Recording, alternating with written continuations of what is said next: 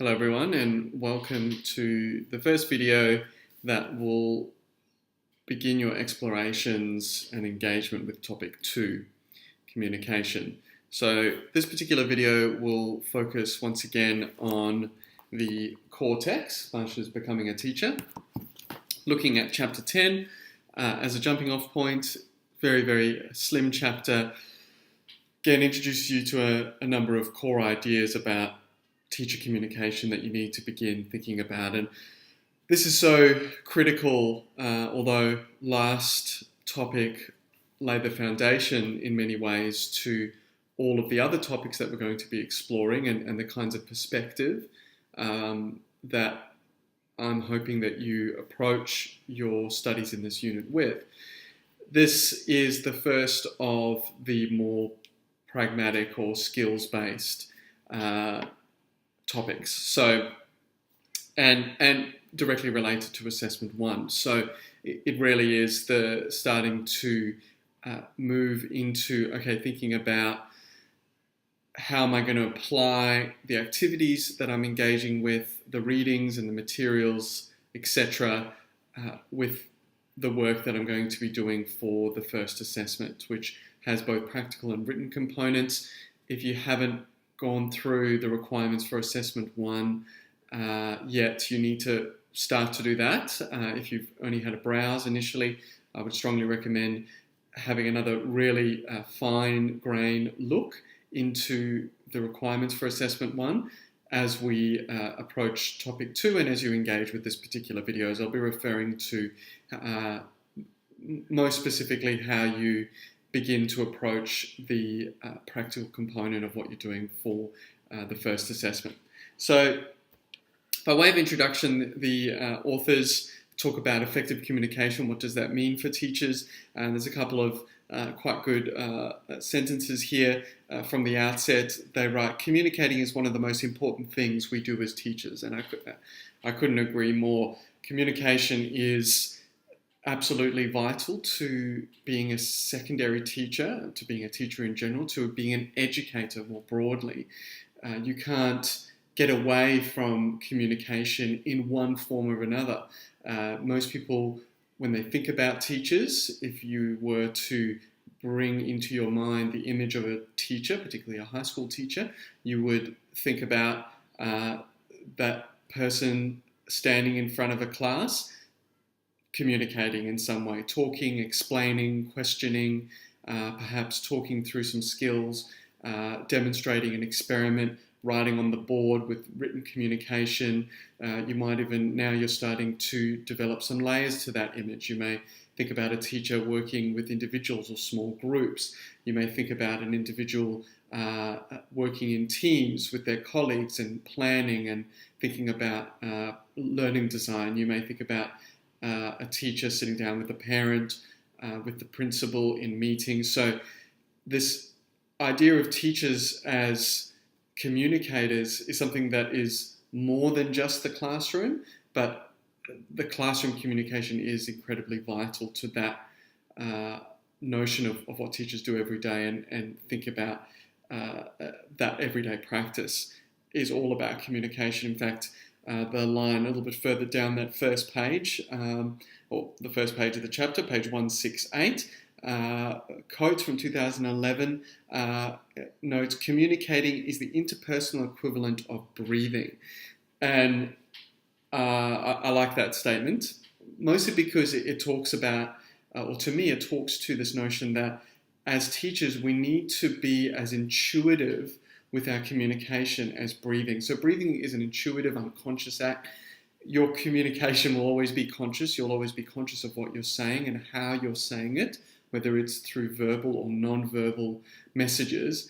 But the way you need to begin to think about it, and I find certainly in approaching communication, if you overthink things, it becomes stilted, it becomes unnatural. It becomes like a presentation at a lectern where we're standing and everything is sort of rigid and it feels like we're reading from a script that we've created. Teacher communication is not a speech. it's not a TED talk either, if you've watched lots of TED talks, although that is certainly a form of educative communication. Your classroom and the way you communicate is much more dynamic, and it's much more flexible and in flux. And for me, again, thinking about that notion of breathing as this intuitive unconscious act, and as if we move our thinking about communication into that realm of the not quite unconscious, but that sort of idea where you're just talking and communicating and moving and questioning and explaining and relating to other human beings. For me, that's the hallmark of a good communicator, and certainly the way that I try and approach my communication after 10 plus years of experience communicating as an educator. Personally, I came to the course of teaching already with some skills of communication. Even as a child, I think I was a good communicator and was able to talk to people and would often get in front of crowds and talk, etc. That always came quite naturally to me. Some people it doesn't. Some people that's a little bit more difficult. In fact, public speaking is a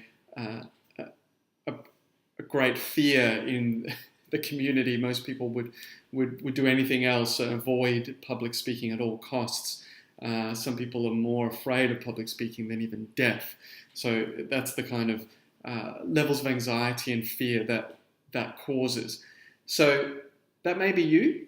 If that is, you're certainly going to overcome it over the next 6 to 12 months as you begin to practice some of these skills.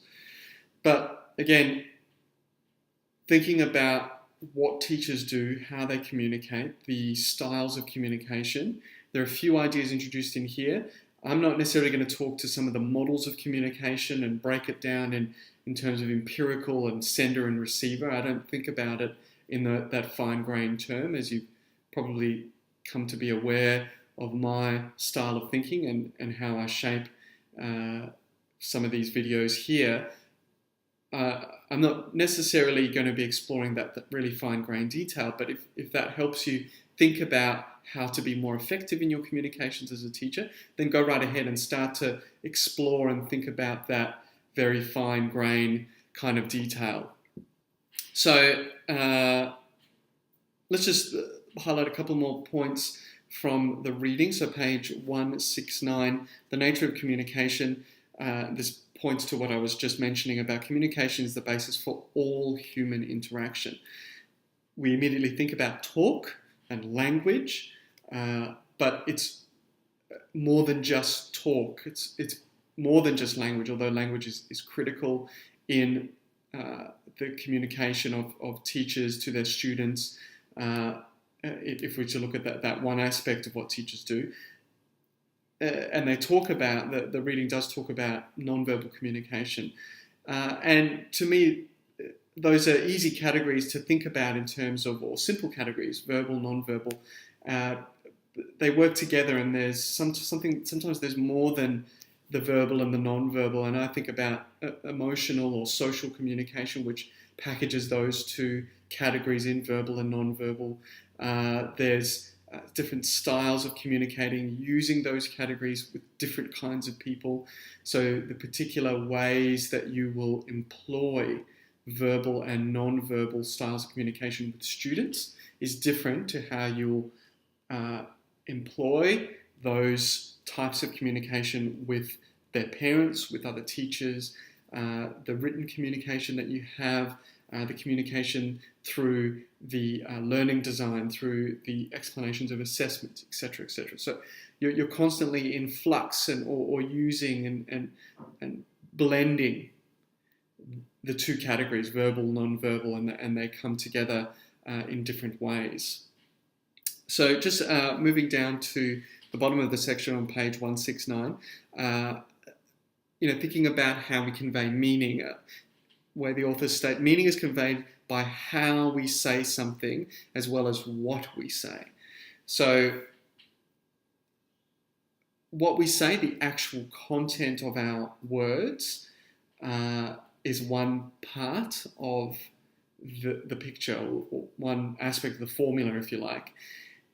it's how we say it. It's the nature of the style of communication, the kinds of ways that we're explaining using our body, using our eyes, using our face, using gestures, using points in the communication in which we're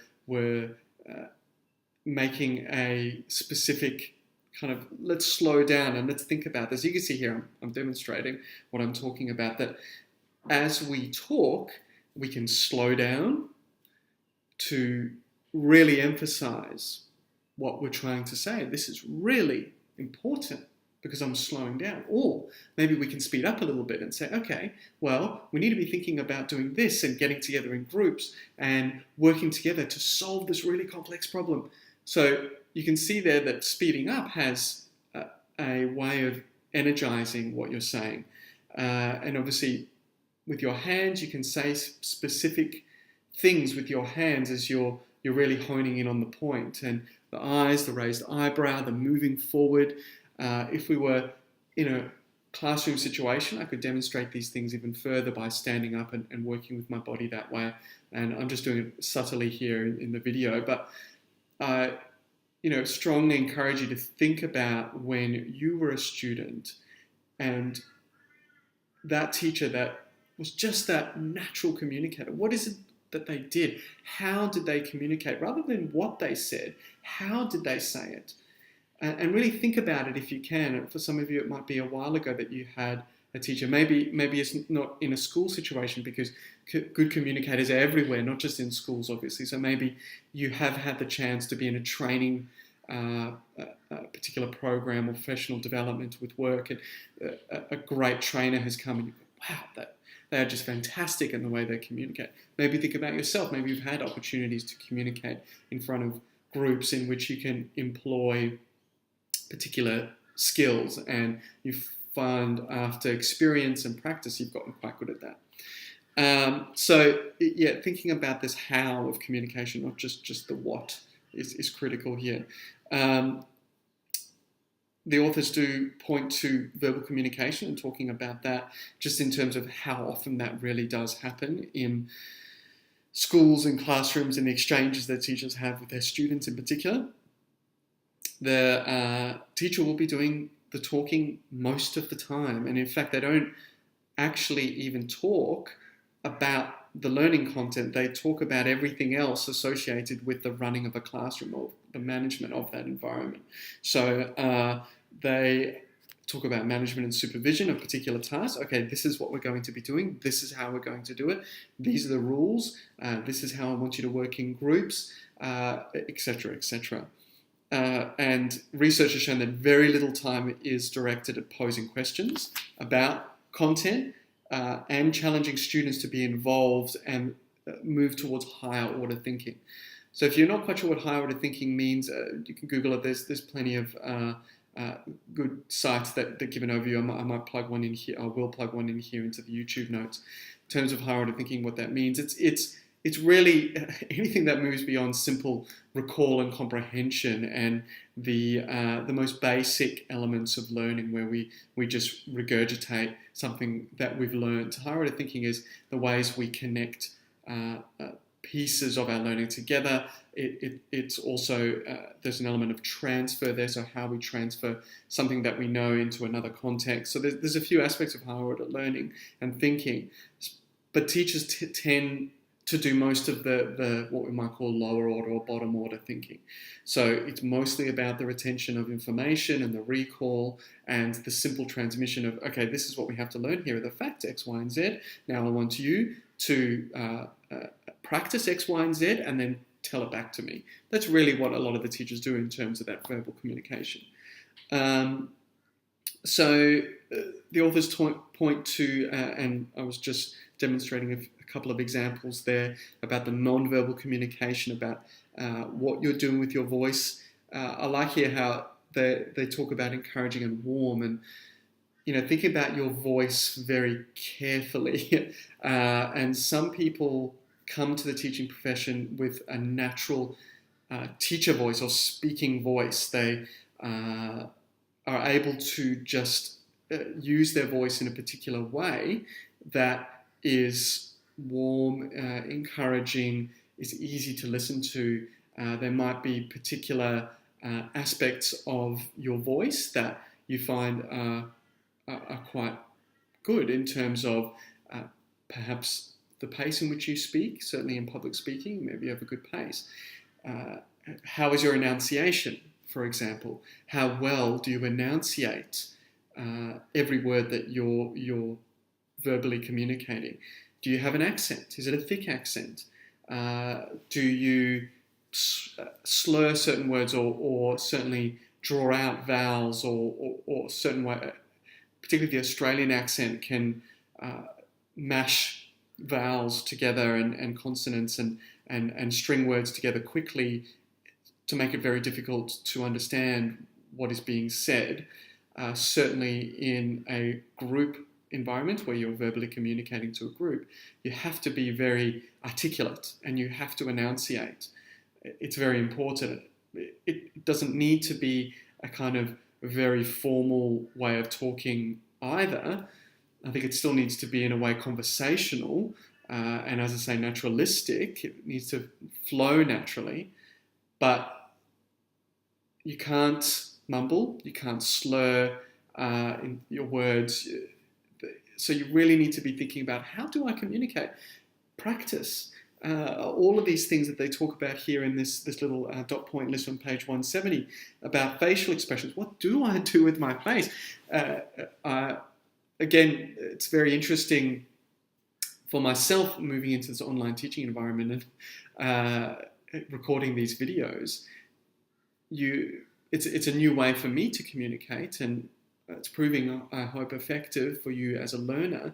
But for me, I'm communicating at the moment to an unknown audience with no response. Now, usually in the classroom, always in the classroom, you can read the room. You can see how you're communicating. Certain things you're saying will find purchase and you'll see people respond. In a tutorial classroom situation for myself, I would always see students respond and nod their heads and think about. I could see them thinking what I was saying. Some things maybe I didn't explain clearly because I could read the room, and I would go back and explain it again or give different examples. I can't do that here. What I can do is watch myself back and sort of see how I'm communicating what I'm saying and how that's going to be read by you when you engage with the video.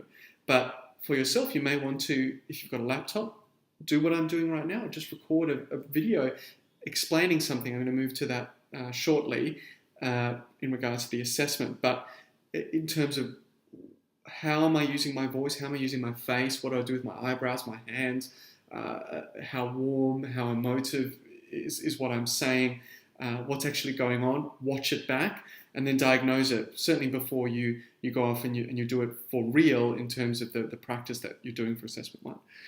But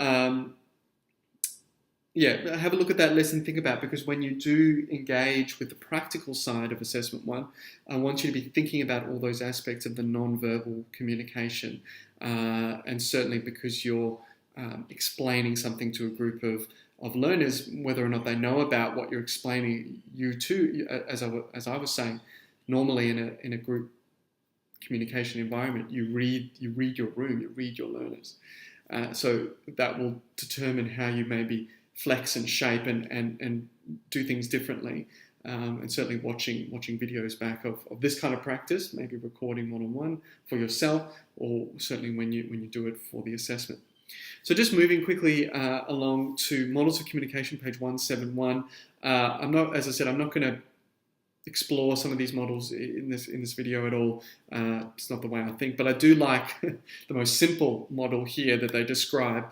This simple statement, for me, I think is much more powerful than the whole sender-receiver thing. Who says what to whom, in which channel, with what effect? I think that's a really good way to think about, how am I communicating as a beginning teacher? And what is being said, to whom, how, and what occurs. And when we start to think about that in terms of our own communication, then as you start to move into classrooms, and watching your learners communicate with each other or how they communicate to you, you can begin to think about, well, what's going on here if I'm designing a group activity where they've got to work in groups of 3? Who is talking the most? How are they talking? Are they writing things down and passing notes to each other in terms of, trying to get some research material, for example, or problem solve, some formulas or exercises? And what's the effect? Are they learning, or are they just socializing? What is going on? So for me, that's a really holistic way to think about communication in a general way in educating, in teaching in classrooms. So I might just pause the video at about 20 minutes, so maybe you just want to stop and think about what I've said in this particular 20 minutes, and then I'm just going to have a brief video moving on to talking about explanations, because it's so critical in Assessment 1, and I'll just talk a little bit about that at the beginning of the next video. So thanks for watching.